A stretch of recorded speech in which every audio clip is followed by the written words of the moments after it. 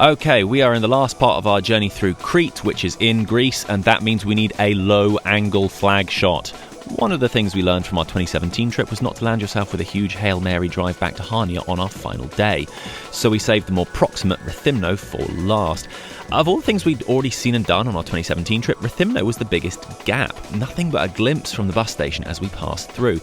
But without spoiling the conclusion just yet, this was one of the best surprises of the whole trip. We parked in this extremely dusty car park a few hundred yards from our Airbnb, which was pretty nice. It was nested in amongst the narrow streets of Rethymno Centre, which they were just a pleasure to walk down. I'm not someone who really buys stuff abroad other than enough espressos to raise the dead, so the idea of going to another country to shop is entirely alien to me. But the combination of narrow streets and the explosion of interesting shops, here I could almost be convinced. There was something really satisfying about wandering around the town, just treasure hunting the old architecture with the former mosques, the traces of the Venetians. I'll admit, if you're not up to speed on the history, this would probably be less satisfying, but we can all appreciate the lighthouse in the harbour, which, despite being flanked by modern constructions on almost every side, still cuts an elegant figure. We caught lunch at this restaurant, bathed in dappled light from the tree above. By this point in the afternoon, we'd driven from Alunda, and that included our stop off at the Malia palatial site, so we'd done quite a lot that day already, and it was a roasting one. So we preoccupied most of the day with just exploring the town, staying in the shade where possible. You could really only be in the direct sun for about 5 minutes before that Ralph Wiggum meme started flashing at the back of your brain. We held off doing the fortress as that was the most exposed part of town with scarcely an inch of shade, but after gyros for dinner by the water, about the time it had cooled down enough that the contents of your tear ducts weren't boiling from the surface of your eyes, we then got a better look at the outside of the Venetian Fort in the golden evening light, and caught the sun going down over the sea, which was quite a show. Script says pause for supercut. Yeah, sure, that seems like the thing to do.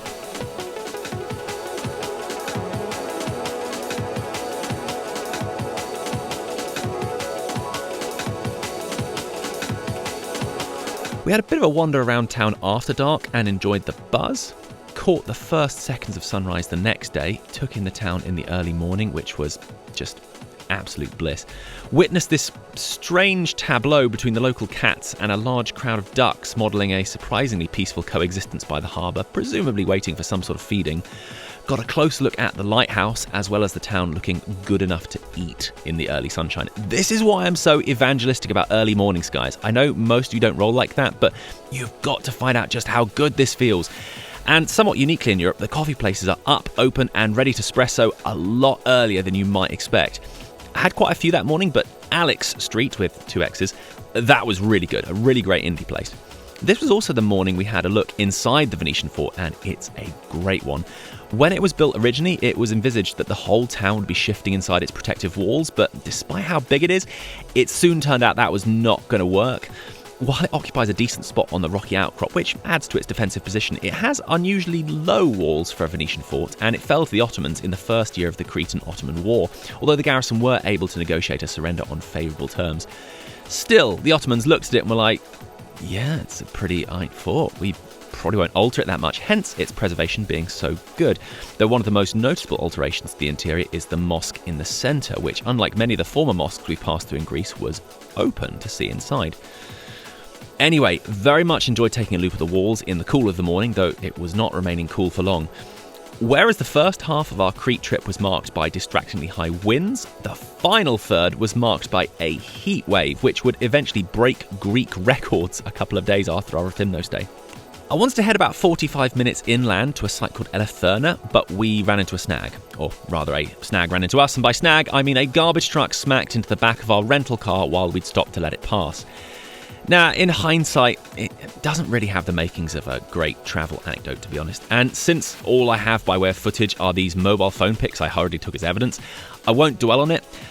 But this came as rather a nasty shock, both in the moment and then having to call the rental company, them being distinctly less than pleased, and spending the remainder of the 48 hours of the rental term just having this dark cloud of how much money we were potentially on the hook for. Some of those in the sort of lower trait agreeableness or trait conscientiousness bands might be able to shrug something off like this, like a mosquito bite. But neither of us have that ability, so it made us rather anxious. Since we were almost at Eleftheria, we pulled ourselves together and took a walk anyway, but it was just a few degrees above the boiling point of platinum outside. And Rethymno is a huge archipelago of multi-period ruins draped across several valleys. So we barely made a dent in it, and dejected as we were, we decided to retreat home and try, without success, to feel less anxious about the car. So we wandered around Rethymno a little bit more, knocking back Fredos like they were giving them away. Dinner, sunset, and just the one more morning to wander around. Not trying to be deliberately brief, but it feels like I've said most of what there is to say about our time in Rethymno, yet I've still got all this beautiful Rethymno footage, so I'm just going to insert that here.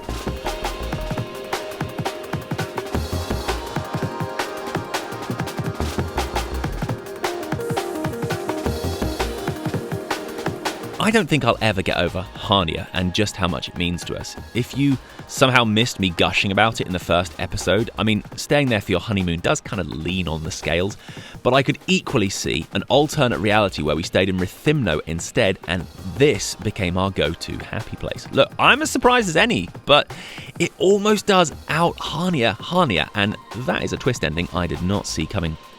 So it was time to leave. We stopped off about 20 minutes from the town to this Minoan Cemetery, which was pretty remarkable, with the tombs cut extremely deep. It was surprising how cold it got after you'd just been down about 30 steps. You're only a few feet into the ground, but it was like a marked difference in temperature, which was very welcome.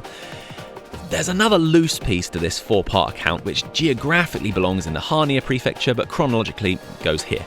After we'd covered most of the distance to Hania, we stopped off in Aptera. Now, this place is pretty remarkable. It's largely a Roman site with a few later additions. There's the theatre, which is small but amazingly situated. Probably the most remarkable part of it are these gigantic cisterns that have an almost cathedral-like quality to them and a cavernous acoustic to match.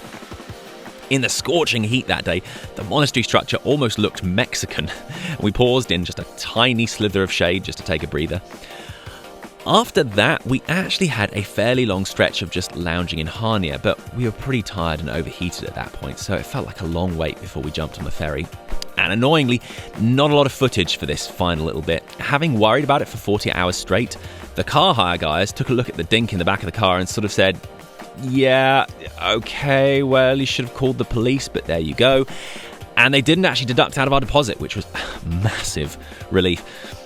I don't know, maybe if you've done a lot of car rentals in other countries, you're accustomed to rental companies being a light touch. Maybe our worrying seems incredibly juvenile, but this was definitely not guaranteed, and I'm just relieved that our hire company were pretty chill about it in the end. However, rather than jumping on a flight home, fourth act twist. We had also booked flights to go to Athens later in the year, and those flights got cancelled. It was 2021 stuff, got cancelled a lot. And testing was mad expensive for every time you crossed the border. So staying within the borders of Greece for a bit longer and just smashing two plans together into a super trip was actually probably the most sane choice. I'm kind of kicking myself I didn't get a good establishing shot of the ferry as we boarded, but if I remember, there were a lot of police around to check forms, and they're not crazy about you waving a camera around, so I kept it stowed. So our Crete trip ended with us falling asleep on an overnight ferry to Athens. Just an amusing aside for this, the ferry was very shiny. We don't spend a lot of time in fancy hotels, or, well, actually in hotels at all, but that did seem to be the thing they were going for. Now, after a long, very hot day, Jen and I crashed without hesitation. But when I woke up early the next morning and took a little walk around, and look, fair play, I spent about a decade of my life sleeping on the floors of my various student lets, but it was quite funny to see the boat that seems to want to come across as kind of a classy place. And yeah, just anyone who didn't want to spring for a cabin just crashed out wherever they could find a space, on the couches or on the floor. All this bookends very nicely into our next episode where, well, actually, I'll have to explain when we get there, but having already zipped around our fair share of Greek islands, we are now heading to the mainland.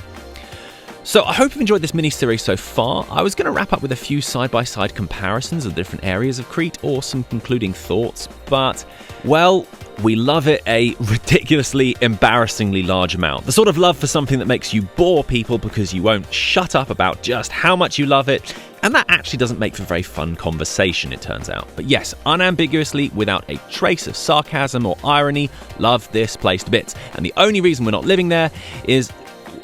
Oh, okay, actually, there's a lot of reasons, but foremost of which, it would ruin the ephemeral bliss of being there fleetingly, and it would make our paradise into the boring everyday. So for now, it remains an incredibly special place to us.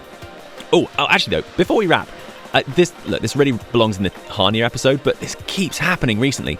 People keep posting photos of Elefsinici Beach with its gorgeous pink sands. Yeah, just look at that. Wow.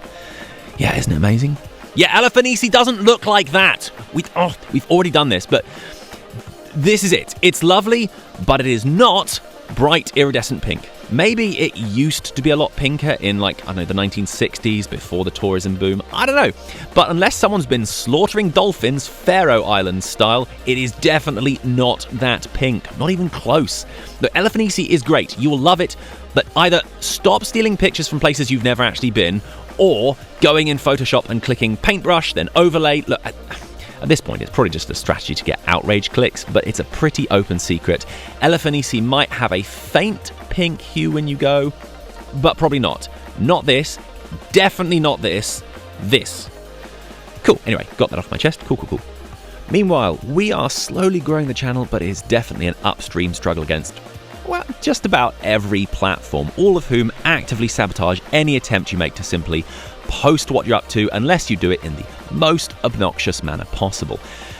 So I didn't want to do anything too in your face for the call to action, just to humbly request that people hit the bell, smash the bell, kill the bell, annihilate the bell, destroy the bell. And this is going to go in a playlist with all our episodes from Greece and Greek islands, such as that one where it has 1,000% more views than the rest of our videos for unknown algorithm reasons, or that one where everyone accuses us of hating Kefalonia despite the fact we keep showing you how beautiful it is.